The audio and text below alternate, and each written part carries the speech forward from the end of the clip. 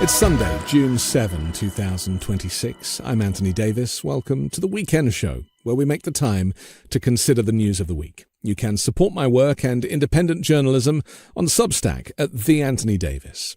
Our guest today is a former tech entrepreneur who lost out this week as a congressional candidate for Nancy Pelosi's San Francisco District 11 seat. Saikat Chakrabarti, welcome back to The Weekend Show. Yeah, thank you so much for having me back.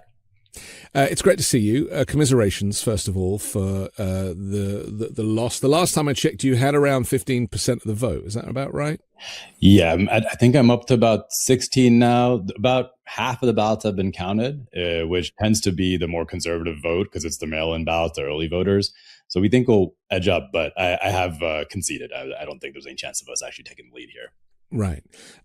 We had Nithya Raman on last week, and there is a bit of a theme here. If I could describe you as disruptors, is that a good example of people who are not satisfied with the status quo and felt that there was an opportunity to do things differently? Is that how you would describe your campaign? And where do you think that kind of didn't strike with voters? Yeah, I mean, it was definitely an anti-establishment campaign. And I was going up against the establishment, not just in San Francisco, but also in Washington, D.C. I mean, my race started as a challenge to Nancy Pelosi over a year ago. So, I didn't necessarily make a lot of friends there with the political insiders in San Francisco. And, I'd say the message mostly did hit when people heard about it. People were ready for change. I saw it over and over again at the town halls. I did tons and tons of voter calls. The theory of the case really was, if we're going to be going up against the establishment, we have to be able to take the case to voters directly. And we did our best to do it. But I think the place where there really is a challenge is when the entire establishment comes after you. They sort of go after your character. They try to destroy trust in you, and so we got a lot of attacks. So we saw about a month of sustained attacks. We saw ourselves, back in March, we were actually rising the polls, and we're at a good spot to maybe even come in first. It's a top 2 primary system, and that would have been a huge shock. And we know that our opponents were seeing the same polls because they started attacking right away. They went after kind of my character and just trying to paint me as a untrustworthy messenger. And that unfortunately worked. It really did work. And we saw that both in terms of our poll numbers. We heard at the doors when we were doing this massive field operation. And when that starts to land, it doesn't really matter so much what the message is if people don't trust the messenger. So that is sort of my analysis of what ended up happening on this race. San Francisco is very different to New York, where AOC kind of, managed to kind of push through and knock somebody who'd been, in their role for a long time out of the role.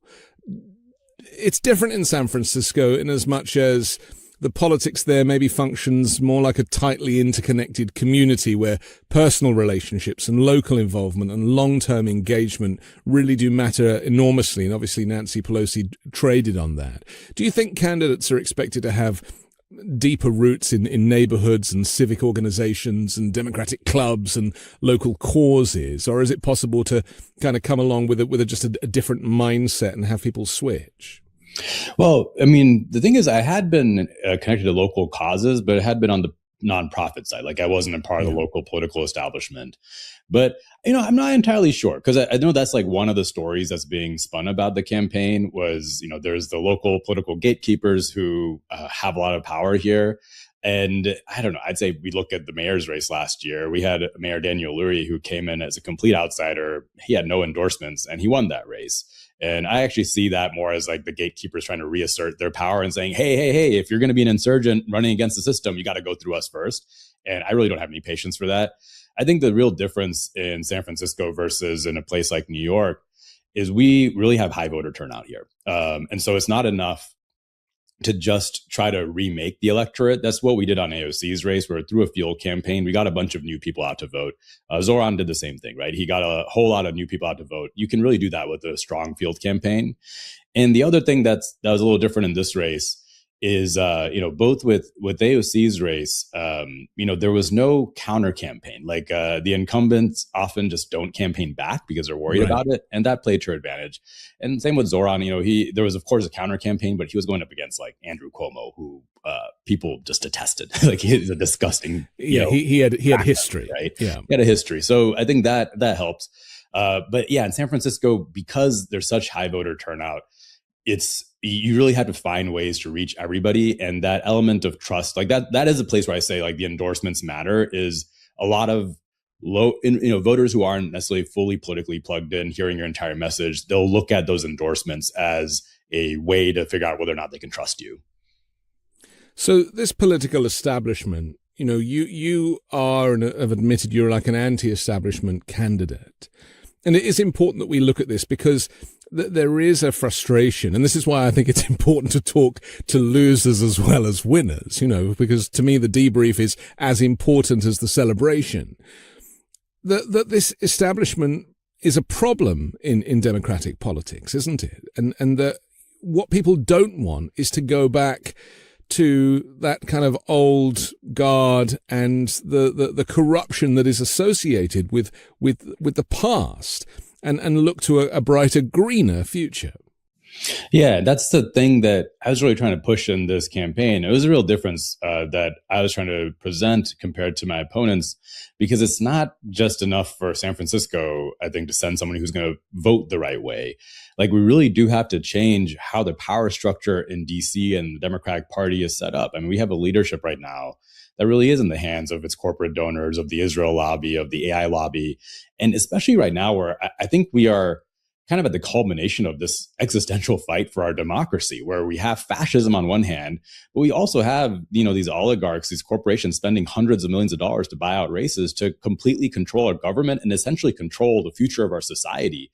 It's the only force to defeat that is going to be a party that stands strongly with working people. And I still believe this now. And this has been the message of the campaign from the start. We have to build a people-powered movement that is more powerful than we've seen for generations. And, we did a bit of that in this campaign, but it's never been about one race. This has always been about the larger movement that's happening across the country, other candidates who are running across the country, but also just the people who've gotten really engaged. Like, how can we harness that into political power in Washington? Because I don't want to live in a society where we're just controlled by the Anthropics and the open AIs of the world. Do you think voters therefore rejected that message, or do they simply feel more comfortable with candidates that they knew personally? I think it's the latter, right? Like, I was going up against two people who had a long history in the local political world, a city supervisor and a state senator. And so they had that name recognition. They had a track record of legislation that they could point to, their experience. And in this case, that won out. But I don't think that's always going to be the case, and I definitely take responsibility for like not doing a good enough job of getting across my own track record and things I've done in the past. But I think voters are in a change moment, but they have to hear that, the candidate is pitching something different. And I think that's going to be clear in like a race like Maine, where someone like Graham Plattner, who doesn't have any legislative experience, he is doing better, right? So I don't think we should use this race as a referendum on change candidates across the country at all. You spent quite a lot of money on the campaign. Much of it was your own money, and it was considered that one of the most ambitious outsider campaigns in recent San Francisco history. So what lessons will you take away from this defeat, and will you do it again? I don't know about if I do it again. But the lessons I take from the defeat are, one, there are two real turning points that we saw in the campaign. One was when my former boss decided not to come in and endorse, and I don't blame her for that at all. That's entirely her decision to make.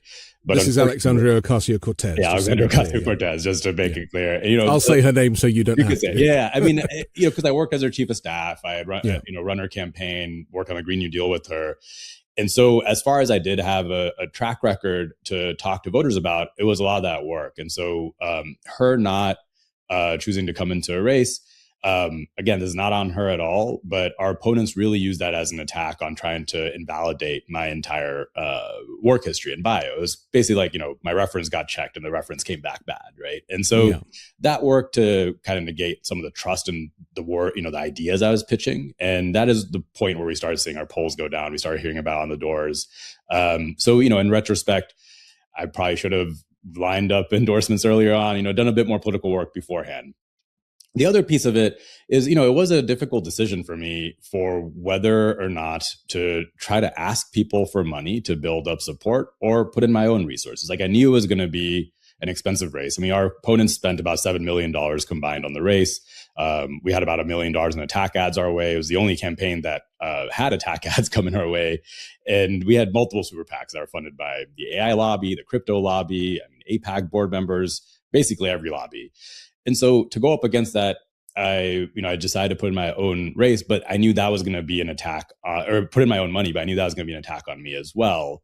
The flip side of that would have been for me to try to do the grassroots donor route, spam people with emails and texts. And frankly, I just felt kind of bad doing that. I don't want to ask working people for money if I knew I had the resources to put in. So I'm not sure what my lesson on that is, what the greater approach there would have been. I think there is an element of when you run a grassroots campaign, getting that grassroots donor support is a way of showing that you have support. And that probably would have been a better route to go. And so that's the part that I find encouraging, is that in a lot of other races, that dynamic doesn't exist. It is grassroots money that's powering people like Claire Valdez or Daria Liza in New York or Melat Quiros in Colorado.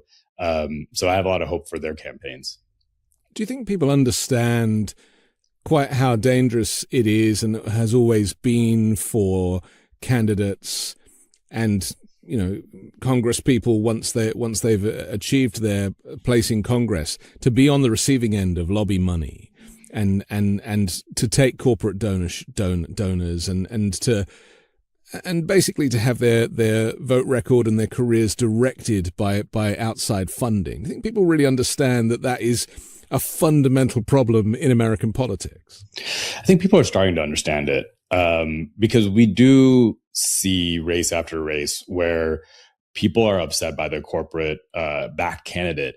But I don't know if people understand the level to which it really controls everything in Washington. Yeah. Because it's, it really is, once you go to Washington, it's a different ball game. When you have these local candidates who were corporate backed, but at a local level, the amount of money, the influence you have, it's really different. Like in City Hall in Sacramento here, they have influence, but it's not the entire thing. But once you go to Congress, it's a 2-year cycle. So these candidates, or these Congress people, they're fundraising 6 to 8 hours a day. This is all they do. They're constantly just raising money. And the amounts of money they have to raise to win these races is enormous. So they are so beholden to their corporate donors.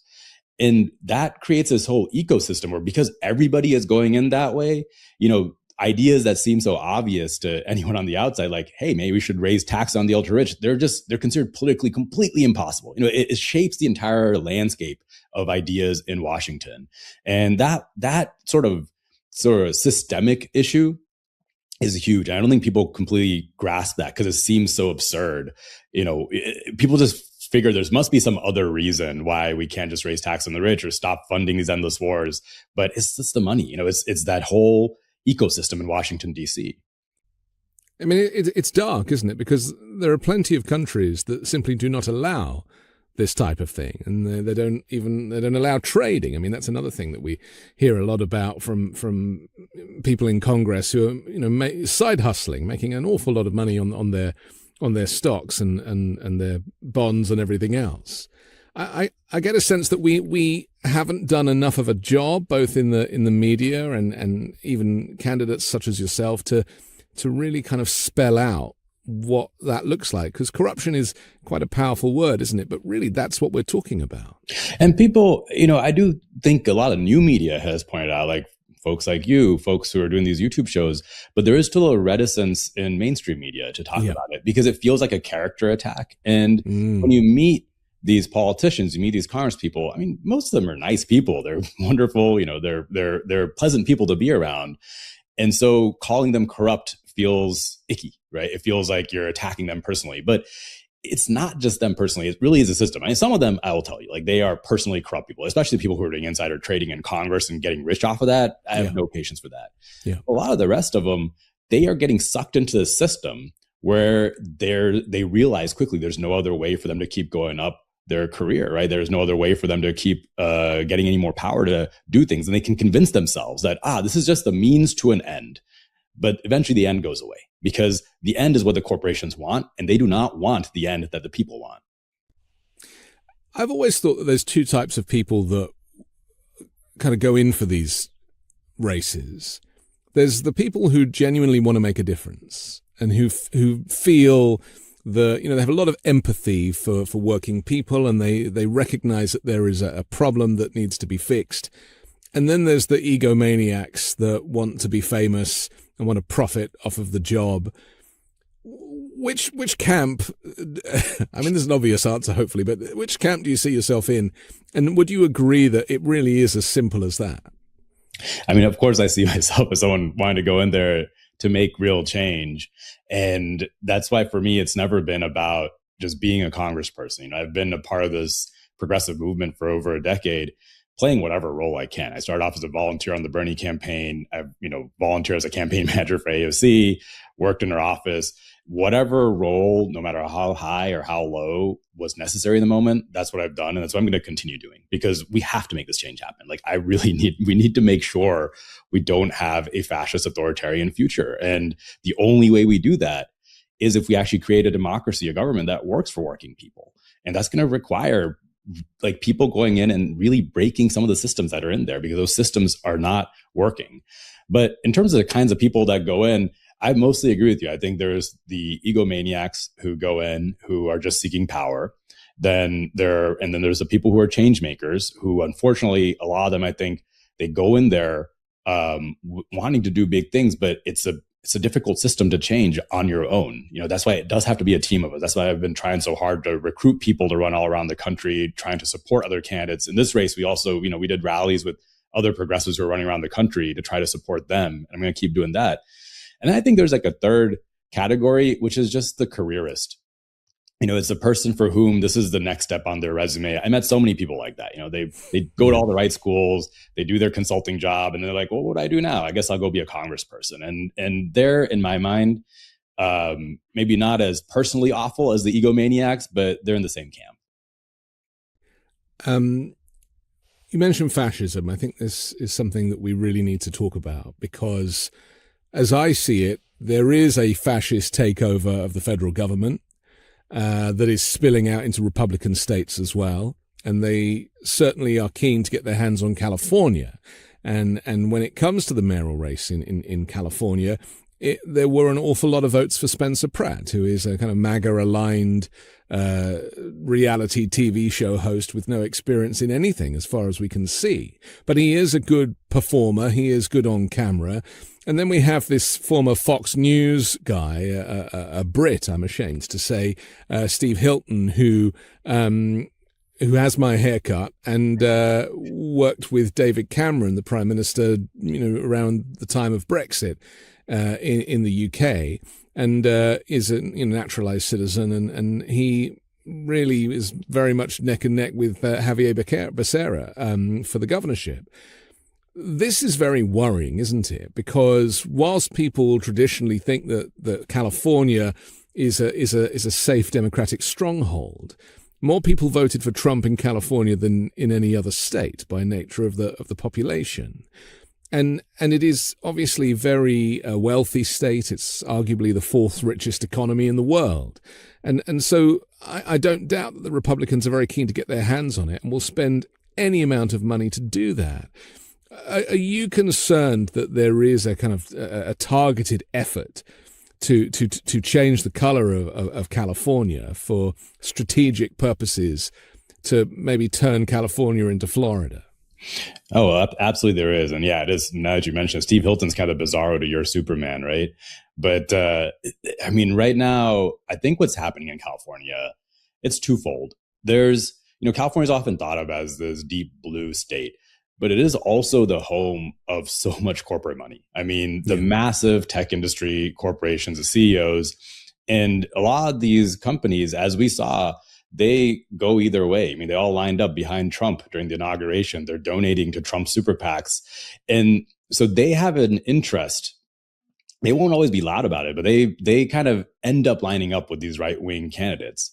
And so that, combined with what really has been, to some extent, a failure of government at many levels in California and in these cities, California, I think, does well, but we, like, anybody will tell you, like, we have a lot of problems in the city, especially in this state, especially when it comes to cost of living crisis.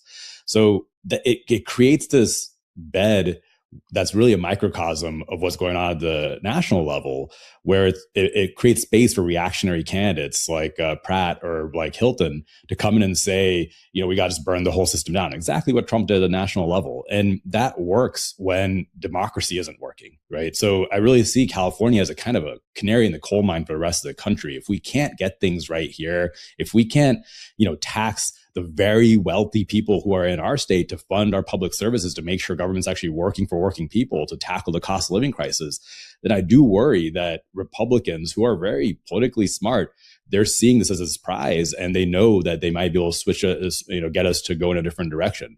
I don't think it's going to happen in this election cycle. I do think, because Trump has been such a disaster, that people might feel like we need something different, but they're realizing that someone like Spencer Pratt, who is lining up so much with Trump, like that's going to be worse. But I do worry that it's opening up the space for someone like Pratt next time, right, to show up and take over LA. And it's going to be, it really is a big problem, because when you have a fascist takeover happening at the national level, these mayors and these governors, they are your defense. They are going to be the ones who actually protect us from Trump's direct attacks to constituents in the state. So having someone like Hilton be governor would be disastrous in the state. Because arguably Gavin Newsom is one of the few governors who has stood up to Trump, not just on social media, but in person. I mean, he got in his face. Do you remember on the airfield that time when Trump was coming to look at the brush fires and everything else, and really told him where things were at. But the consequence of that was that there was no FEMA money came to California to help people in the recovery. I mean, the stakes are very high, aren't they? Yeah, I mean, and it's not just the performance of standing up to Trump. Newsom, I've got a lot of disagreements with Gavin, but he did Prop 50 to try to push back against the gerrymander takeover nationally. That's something that wouldn't have happened if we had a Republican governor in place. And so there are consequences, right? We are getting punished by Trump for being California, but that's short term. Like, the long term consequence of allowing a full fascist takeover will be horrendous. And Trump knows it, right? Like, he uses his leverage. He's kind of like a mob boss. He's trying to take control over these states and these cities, the election departments. His ultimate goal is to try to throw out our elections entirely. And that's, I think, to him, the real prize is if we can turn California red and then start using that leverage to, really go after our amazing election system currently. It's so easy to vote in California. That's the way we start backsliding entirely as a state and as a country. On Thursday, Trump alleged, without evidence, that Democrats are cheating in California's primaries, and claimed in his late-night social media rant that the U.S. Attorney's Office in Los Angeles was investigating. As you say, Democrats want people to vote however, as many opportunities to vote, from drop boxes and mail-in, and additional hours and all sorts of things that make it easier to vote. Republicans don't want anyone to vote. And that is basically as simple as it is. They'll shut down any opportunities. In some Republican states, there's like one polling place. You have to travel 20 miles. I mean, this is voter suppression. And with Trump coming out and again laying the groundwork for a future fight, I mean, that's what he's doing, really. If he doesn't like the result, he's laying the seeds of doubt that he can then play on at some point in the future. I mean, that's very dangerous, especially for a state like California that really does try to give people the access to the democratic right to vote. Yeah, I mean, People outside California don't realize how great the voting system here is. You can drop off your ballot anywhere. You can go to any polling place. I've worked on a lot of campaigns all around the country. And in most campaigns on election day, you have to have a lawyer on staff who's constantly fielding calls about ways that people are having trouble voting. You don't do that in campaigns in California. We just don't have to do it because it's so easy to vote. And the real danger of what Trump's trying to do, because it's twofold. One thing is he's trying to put in enough doubt in our voting systems. And you do that when you start making it harder and harder to vote, and people have all these legal complaints about they were able to vote or maybe they weren't able to vote. That's how you can create doubt to say this election was stolen or that election was stolen. But the other thing you do is when you start restricting the right to vote, and this is what we're seeing in the South, this is what we're seeing with the overturning of the VRA.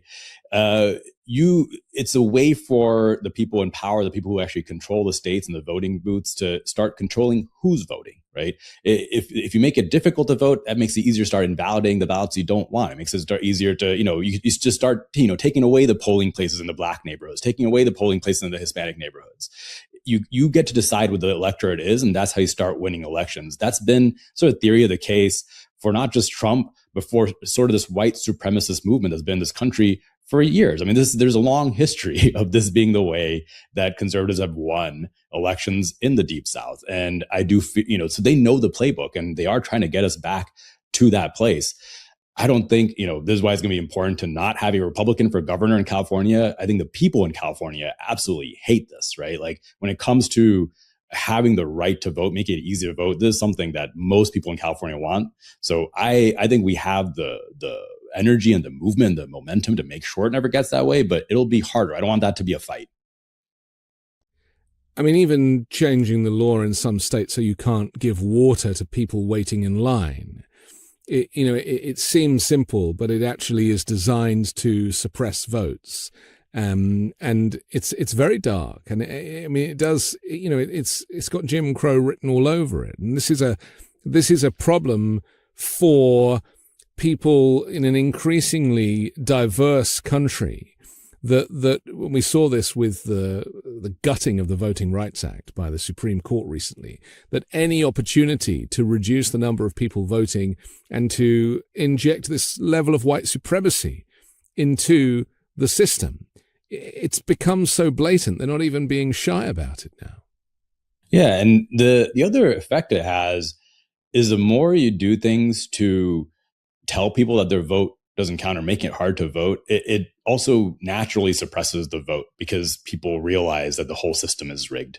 Right. And so it's absolutely not just democratic backsliding, but it's taking us to a very dark, dark place. And it comes down to their fundamental philosophy, like the MAGA philosophy, which is if we just create essentially a Christian white nationalist country, where we cut out more and more people, somehow that's going to be better for everyone. Of course, it's not going to be better for everyone. It's going to be better for just those people who are in power.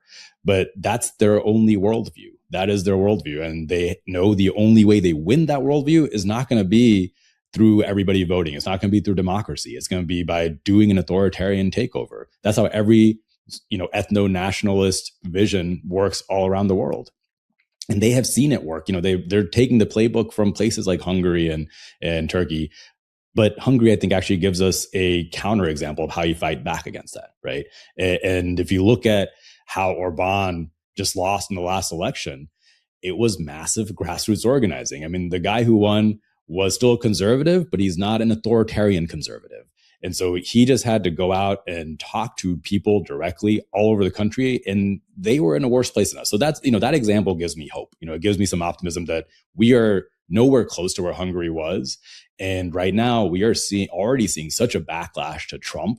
There is a moment we have a lot of, I have a lot of optimism that not just this election, but really 2028 is going to be this key election where we decide which route are we going to go down. Are we going to continue down this authoritarian democratic backsliding route, or are we going to build a new society and economy that really works for everybody? I want to talk about that new society and that new economy in just a moment. We'll take a quick break and we'll come back and do that in just a moment here on The Weekend Show. Starting something new isn't just hard, it can be downright terrifying. I remember when I first started my podcast, the doubts were non-stop. What if nobody listens? What if I fail? What if I put in all this work and nothing comes from it? But looking back, taking that leap was one of the best decisions I've ever made. And when you're building something from the ground up, having the right tools can make all the difference. And that's why I love Shopify. Shopify is the commerce platform behind millions of businesses around the world, helping everyone from established brands to entrepreneurs who are just getting started. If you've got an idea, Shopify makes it easy to bring it to life with hundreds of ready-to-use store templates that match your brand's style. Need help creating content? Shopify's AI tools can write product descriptions, create page headlines, and even enhance your product photography. And what if people haven't heard your brand yet? Well, Shopify helps you reach customers with easy-to-run email and social media campaigns. Plus, everything from inventory and payments to analytics lives in one place, making it easier to run your business. It's time to turn those what-ifs into with Shopify today. Sign up for your $1 per month trial at shopify.com/weekend. Go to shopify.com/weekend. That's shopify.com/weekend. We're back on the Weekend Show with Saikat Chakrabarti. I'm Anthony Davis. Just before the break, we were talking about that what is at stake with the fascist takeover of the federal government, which is spilling out into the states.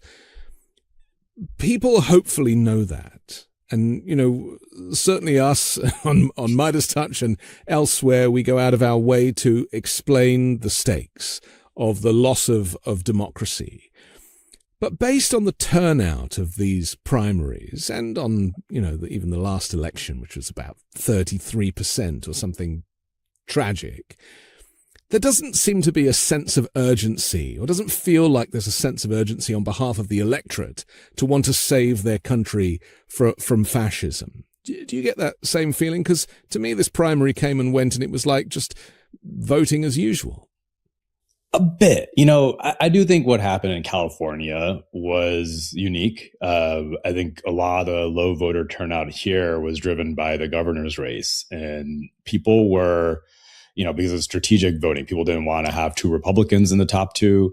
A lot of folks held their ballots till the last day. And when that happens, a lot of people just forget to turn in their ballots. That's just something that happens every single time. And a lot of the electorate that tends to go for change, that tends to go for bigger stuff is younger, and young people especially, I'm sorry to say, tend to not vote if they're holding their ballots till the last day.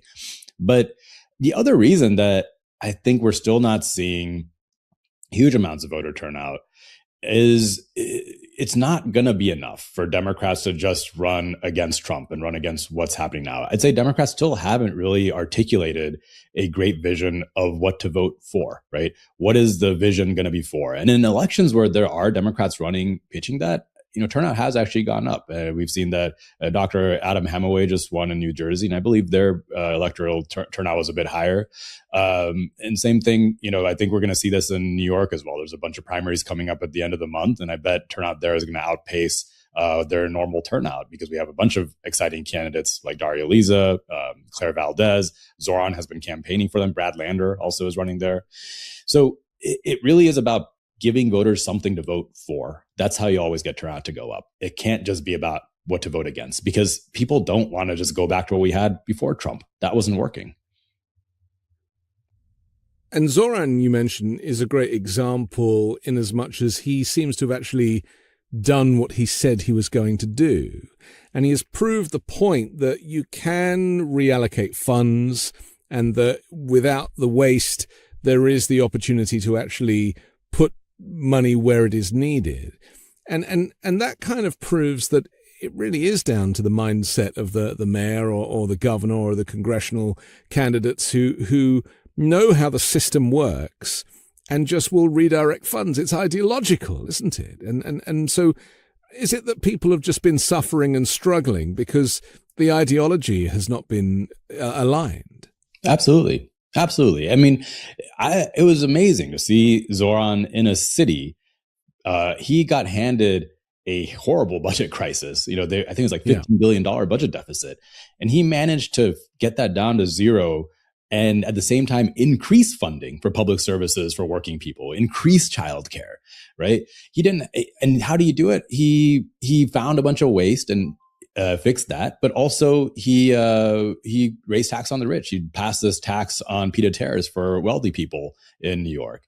And at the federal government level, it's that times 10. Because if you look at the amounts of money that we're wasting on foreign wars, on just like these tax cuts for the ultra rich, it's huge pots of money. And the federal government has way more power to actually, create money to support working people. So it's entirely ideology. And unfortunately, the ideology is determined by the wealthy donors and the corporations. Because the money is there. I mean, Trump's asking for $1.5 trillion for the military. And this money is just appropriated. And it is the case. I mean, California, as we know, has an insane budget, which it's money that you can't even imagine. And really, just based on that and the example in New York, that nobody should be on the street and that housing should not be an issue and that people should not be struggling. I mean, it is entirely possible. So has it been proven through Mamdani that actually voters have been scammed by their elected representatives who actually don't really want to do things for their voters? Yeah, I think that's like the major role that Zoran is playing right now, is he's showing that it's so easy. I mean, I'm sure it's hard for him, but it seems so easy, right? And right. Because the major pushback I get, as a progressive, whenever I pitch ideas like Medicare for all, universal childcare, tuition-free public colleges and trade schools, one is, where are you going to get the money from? But the other is just like, that's impossible. There's no way we're going to ever get that done. People are so used to government not working for them for decades and decades and decades. That's unbelievable that could. So Zoran, by just becoming mayor and starting to do simple things to make people's lives better, including things like filling the potholes, right? It just proves that you can do stuff. And that is our major barrier to winning a society that's actually going to work for people. But yeah, when you talk about the money's there, in this stupid war in Iran, we've already spent about $50 billion. And I look in my city in San Francisco, we are constantly in this budget crisis where we're barely able to fund our public transit systems. And I looked at it. The total amount of money to fund not just our public transit system in San Francisco, but every public transit system all across the country, it's about $9 billion, right? That's like less than a week of the war in Iran. So the money is absolutely there. And whenever they ask you, they never ask, where's the money going to come from when it's another bomb that we're building or when it's another war that we want to go into? But it's only when you want healthcare, housing, or childcare education for people here. America is tough, though, isn't it? I mean, there is this mindset that you have to make it on your own, and if you don't achieve that American dream, you've somehow failed. And I do think, for me, coming from Europe certainly, and just seeing things done a different way, you describe yourself and you are described as a progressive candidate, but to me, there's nothing progressive about this offering. It's just normal. And yet the brainwashing in the US over kind of decades of this really very right-wing thinking is that it's every man for himself. How do you change that so that you aren't thought of as an exception and that you become the rule? I think reality is already changing it. If you look at where this current mindset came from, because America wasn't always like this. I mean, we have a past where we had FDR with the New Deal, actually building out a society that works for all. We had this idea of us collectively trying to be better. We created the American dream, right? That the American dream didn't just happen. We as a society decided to make it a place where anyone could come. And if you work hard, you work 40 hours a week, you can achieve a middle-class life. And the conservative movement, it really started right after FDR gained power. They spent decades on a propaganda project trying to convince people that what FDR was doing was broken, that actually, the way we create our wealth is just free market capitalism alone. And that movement really won power with Reagan in 1980. And we now have had a 40 to 50 year experiment of their ideology, and it's been a disaster. It's been a disaster. The American dream now is dead. Young people aren't going to do as well as their parents. People can't afford to live. And so I think reality is going to shatter this conservative, fantasy, because it's now become the case that people are doing everything right. People are working, not just one job for 40 hours a week. They're working 80 hours a week, 100 hours a week, and they're still not able to afford a home. They're still not able to afford raising a family. So the real, the reason I ran, and the reason the real opportunity in some ways is in this moment, people know everything is broken, but people are open to what the solutions to that are. Right? That's why Trump was able to win, by saying, the reason everything isn't working is, he said endless wars. So he said he's not going to start a new war. He says he's going to make your, groceries affordable again. And he said that he's going to drain the swamp, as a corruption. In some ways, that message was correct. Yeah, we do have to stop the endless wars. We do have to drain the swamp. We do have to actually have the government make sure your life is affordable again. And I want to make sure the Democratic Party is pitching an alternative vision, saying that the way to do that isn't just kick people out and exclude people from society, but the way to do that is to intentionally build out the services, invest in our public services, invest in our industries. That'll create wealth for you, so that we can use democracy and government to make your lives better. And that's going to be in front of us. That opportunity in 2028, after 4 years of Trump, people are going to be hurting more than anything, and they're going to be looking for a new answer. But to shout about it as well, because, in all these conversations that I have, we end up referencing FDR and the New Deal as like that was the last thing that had branding associated with it. And yet Donald Trump is able to brand everything. And so it feels like he's doing things, even though they are terrible for regular people. But Democrats are not very good at branding and marketing in this way. And the Green New Deal, as described, which, sounds fine for my ears, is poisonous to so many people. Do you think that is part of the problem, is that even though this good work is being done, that it isn't being communicated?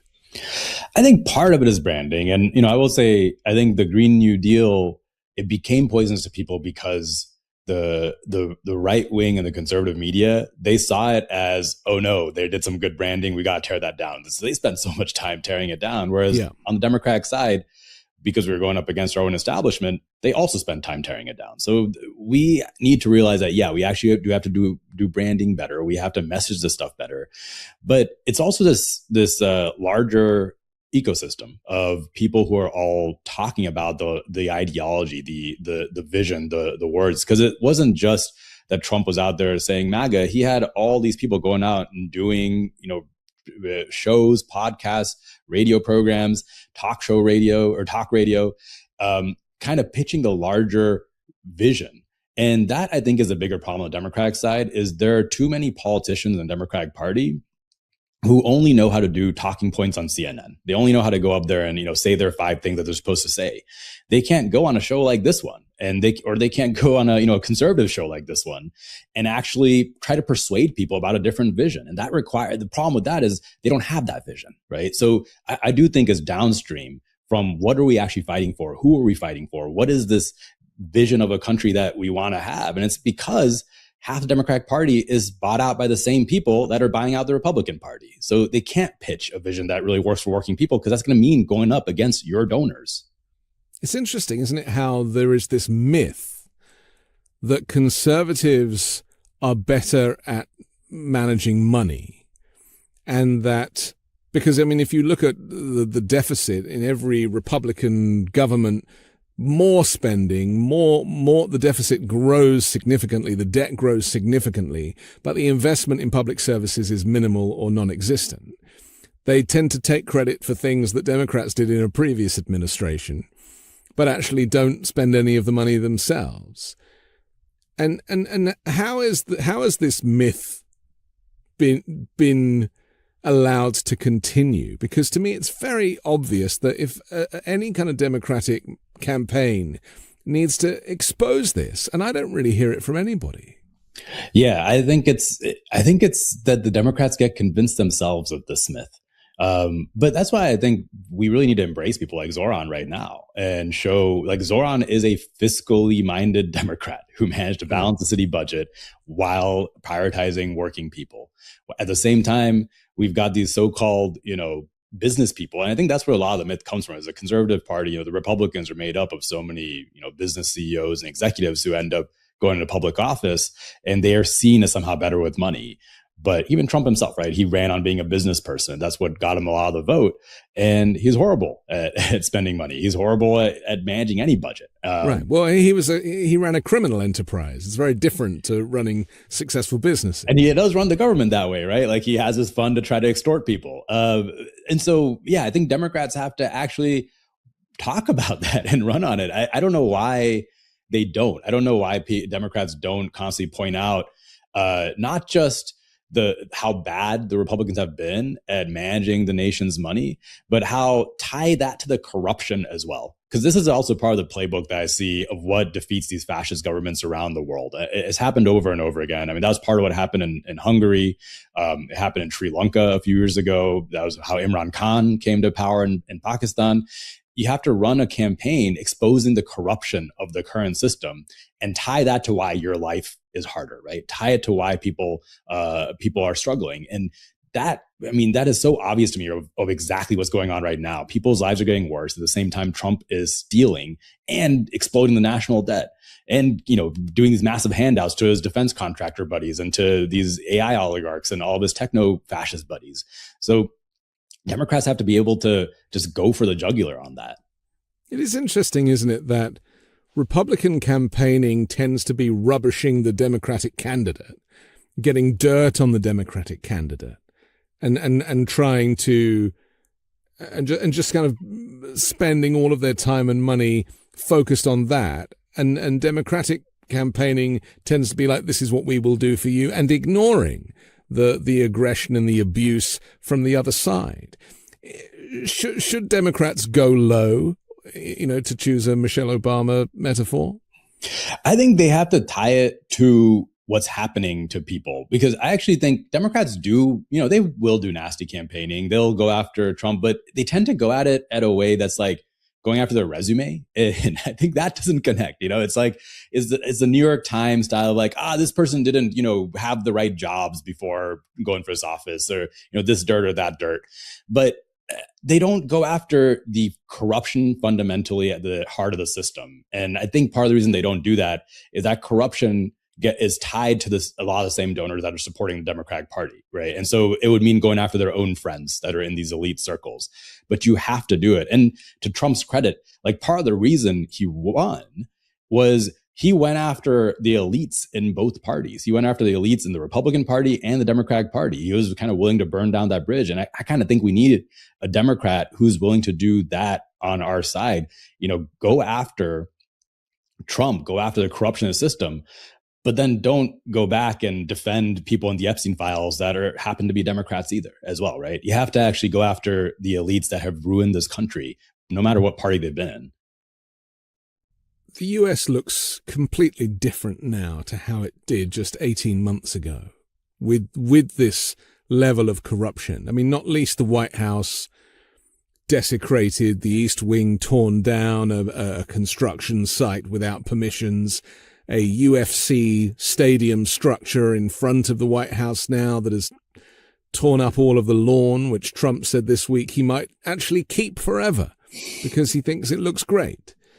I mean, this, and these are just kind of symbolic things, not least the reflecting pool fiasco and the Arc de Triomphe and the ballroom and everything else. But also people's rights and people's access to services have been completely destroyed, and departments gutted, and thousands of federal workers fired. And obviously the US on the world stage looks completely different. Now it is completely distrusted. And it's lost most of its allies. I mean, this is serious stuff. This is actually not stuff that can be easily reversed. It's very easy to break things down, but to rebuild institutions and give them integrity can take generations. And indeed, that's how long they took to be built before he deconstructed them. This, to me, is a very easy sell on behalf of Democrats. And yet crickets. Does it frustrate you like it frustrates me?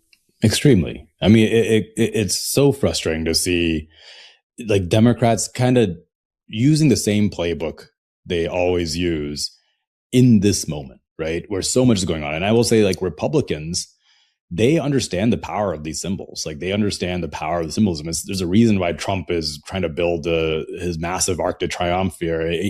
They really see how the visual matters. And Democrats kind of don't see that as important, and they don't tie it to everything else that's going on. So it's so frustrating to me to see Democrats not really being able to paint a picture of just how low we've gone, like how bad the destruction has gone. I mean, if you look at the way, say, someone like Spencer Pratt campaigns in LA, LA has problems, but Spencer Pratt will try to tell you it is a complete hellhole. And that's his entire campaign. Well, Trump is actually trying to create a hellhole. He's actually doing this right now. Yes. And Democrats are still trying to talk about the good and the bad in a lot of ways, and part of that is like there are people in the party, I think, who do want the endless wars to go on, who are not fully, invested in doing a complete break from this current system that Trump is benefiting off of and that Trump is supercharging. But I think the optimism in this moment really is that it's gotten so bad, it's not going to be enough to just try to restore what we had. We do have to build something completely different. And if we manage to get that right, we are going to set the bounds of the next political era, the bounds of the political reality in which the Republicans have to negotiate with us. That's really what I think the opportunity is, right? It's setting, the way, keep talking about the New Deal, but the way FDR did the New Deal, where Eisenhower had to govern like a New Deal style Republican, and what Reagan then did, where Clinton had to govern like a Reagan style Democrat. That's the opportunity in front of us, but we have to actually pitch that vision and implement it. This cost of living crisis is really at the heart of so many of the issues, and is directing how people choose to vote. Do you think enough is communicated about the fact that this cost of living crisis is not exclusive to the United States, and that really this is a global problem where wages never kept up with inflation, and corporate greed prevented people from being able to afford a home, and gone are the days, as you said earlier, where people could just have one job. It now is a problem the world over, where the super rich are able to navigate these things, and Trump doesn't know the price of a liter of milk, and nor does he care. But for regular working people, it is a problem, and grocery prices have almost doubled in recent months. I mean, people can't weather this. They simply don't have the income. They are leaning on credit cards. There is a silent recession going on, and the tech bubble will burst at some point. I mean, we are headed for multiple recessions, as some economists are saying. And yet there really is silence about bringing this problem into perspective and recognizing that the whole world needs to play their part in righting this wrong. Yeah, I don't think there is any emphasis on trying to connect this to what's going on all around the world. And you see the same political dynamics happening all around the world as a result. I mean, we just saw it in the UK, right, where the major parties both lost massive amounts of vote share, and the Green Party and Reform gained a bunch of vote share. And that's happening because people are just saying, okay, the establishment's not working, let's try something else. And if we keep not delivering and actually making people's lives easier, then that's going to keep swinging back and forth. I think in the US, the real issue about that is it's not just that there's not a focus on it. I think most Democrats I talk to, most politicians, there's no awareness of it. There's a bit of an insularity in the politics in this country where people, especially people like leaders, don't pay attention to what's going on elsewhere. And that's part of what feeds this idea that if we just got rid of Trump, things would get good again, right? But they don't realize that the real problem is global capital. These massive multinational corporations and the ultra rich who do not live in one nation state. They live across the world. They are sucking up money. They're kind of sucking up, they're stripping our economy for parts and just selling it off. And as a result, we're ending up in this massive, consolidated wealth and power into the hands of a few corporations, into the hands of a few people, while everybody else is ending up as essentially a kind of a permanent underclass, kind of a serfdom, a modern day serfdom. And if we can't talk about that, in the international sense, then we're not going to have the solutions that we need to have to tackle that. And the solutions will inevitably have to be universal basic income and the types of things that counter the problems of stagnant wages and the shortage of jobs. I want to ask you with your tech background about AI, because I've never yet heard anybody really explain to people quite what is at stake. I mean, Bernie does a very good job of it, and it's ironic that one of the oldest people in politics seems to understand tech better than a lot of the younger people. But AI really is coming for so many jobs. I mean, we see it with robo-taxis going around towns, don't we? And already it's like you double take. You're like, has it really come to this, that someone can't have a job driving a cab anymore? So how serious is this? And what should people do to insulate themselves from this shift to artificial intelligence? Yeah, it's extremely serious. And also, it doesn't surprise me that Bernie is one of the few people talking about it, because it's not that other people don't understand the technology, is that the AI lobby is spending so much money in elections all across the country that if you're a politician, I mean, I talk a lot about AI in my campaign, every consultant will tell you, don't talk about it, because you're going to risk getting AI money spent against you. And, why even bother with that? Whereas Bernie's independent, so he can. But the thing about AI, it's not just about the technology. This really is about who's going to control the future of our society. Because when you have a technology like this that might wipe out half of all of our jobs, that's really where it's headed. It might wipe out humanity itself. That's what people are saying. We've decided that kind of power should be in the hands of a few corporations. And that's crazy. That makes no sense. That is the kind of thing that we have to have democratic control over. We should be deciding where our future is going as a people. And so to me, it's not just about regulating this technology. It's really about who controls it. And so, I think the way things are headed, we're looking at kind of a Mad Max style dystopia where a few companies kind of own most of the economy, and then everybody else is in a permanent underclass. They actually use that term. I still have friends in the tech industry. People talk about this permanent underclass that we might end up in. And instead, I think what we could do is use this technology for the good stuff, because there is some good stuff they can do while avoiding the bad things. That means labor has to be a huge part of the solution. If we're going to be introducing this technology into society, I think labor should be saying how that happens. It should be resulting, if we have all these productivity gains, that should mean shorter work weeks, higher wages, not just jobs getting replaced.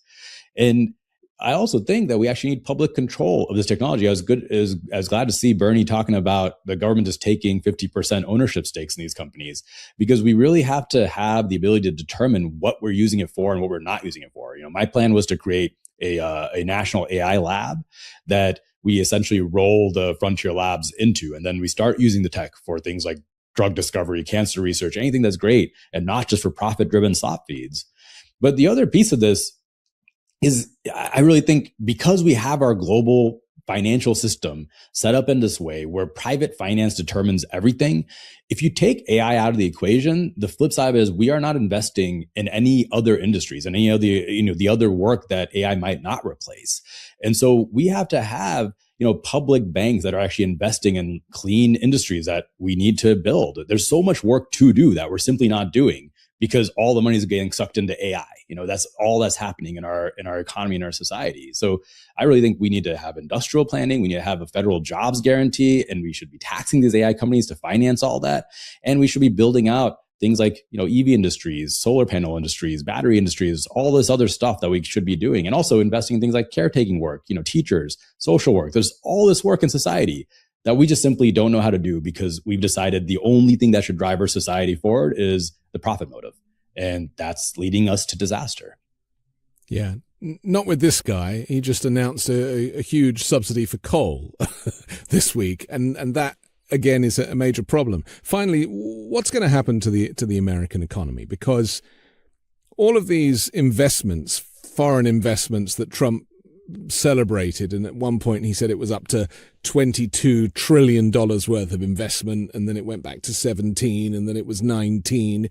But, our research shows that none of this is true. These were just lip service, really, so that Trump had something to announce in a photo op. But there has been no money invested in the US. A lot of it is on a promise, and a lot of it was a false promise. And then his only other mechanism for bringing revenue in was tariffs, which were found to be illegal by the Supreme Court and cancelled. So if there's no tariff money coming in, which we know came from American importers and consumers anyway, and there's rebates being given there, and he's given out about $5 billion worth of rebates. And these promises of investment, foreign investment in technology and everything else is nowhere to be seen. What happens to the US economy? Well, that's going to be up to us. I really believe this is going to be the real question coming in from us, because I do think we are headed towards a big pop of the bubble. I mean, if this AI investment dries up, which I think it will, either because the companies are not going to be able to justify the trillions of dollars that have gone into it, or because they create a recession by starting to lay off so many people, they're going to create their own recession. In that moment, we're going to have these AI companies, these major banks just asking for a bailout. And if politicians do that, if we do the same thing we did during the Great Recession, we're just going to lead to the next disaster. But I actually think that's going to be this chance for us to take control back of our economy and to say, okay, you know what? You AI companies, you major banks, you all failed. We're going to turn you into not-for-profit, mission-driven, public mission-driven corporations that start investing in the things that we need to invest in that we're not doing. Take control back of our economy, and then say we're going to invest in the work, the industries that working people need, and actually start creating wealth for working people again. This was entirely the way we did the New Deal. It's how we did the World War II mobilization. It's how every major country today developed, is they had these phases where the public decided to invest and build up these economies. So that's the good way it could go. And then the bad way is, if we just continue the system as it is, which is completely unsustainable and is collapsing under its own weight, that's the bad way it could go. But that's going to be, I think, what's at stake in this election and in 2028. Because there's no tax receipts either. Remember, in that beautiful bill that he branded so cleverly, he cut taxes for the rich, meaning that was the other mechanism for bringing money into the system, and that's not there either. So, I mean, it's like a kind of fingers crossed, wait and see, short term, the rich get richer, and then everybody else has to deal with the problems later. I mean, it's entirely just trickle down economics, right? The theory that Trump has is you cut taxes on the rich and you try to do tariffs, and somehow that's going to build up industry and wealth locally. And of course, that's not going to happen. We have to increase taxes on the rich. We have to tax the wealth of the rich, because at this point, so much wealth has been transferred from working people to the ultra rich over the last several decades. If we can't claw that back, if we can't get our hands on some of that money to actually fund public services, fund the work that we need to do, fund the industries that we need to build, then we're going to continue seeing the ultra rich just, selling our economy off for parts, just living off the rent of what they currently have while everybody else suffers. So that's going to be the fight, right? That, like, the corporations, the ultra rich, they're going to be fighting tooth and nail to make sure that doesn't happen. And the only way we can defeat that is going to be new candidates who aren't bought out by them. It's going to be massive movements of people creating pressure. And I see that happening. I see the backlash to AI right now, and I see the beginnings of that kind of a movement that can wrest control back of our society and our country. We have to finish, but I want to say to you, don't disappear. You may have lost your congressional race, but there are so many opportunities for somebody with your skill set and your understanding of the bigger picture. So we really need people like you. So for now, Saikat Chakrabarti, thanks for joining the Weekend Show. Thanks for having me. I'm Anthony Davis. Don't forget to support me and independent journalism on Substack at The Anthony Davis. I'll come back next Sunday with a brand new special guest and more factual news to discuss on the 5 Minute News Weekend Show with Midas Touch.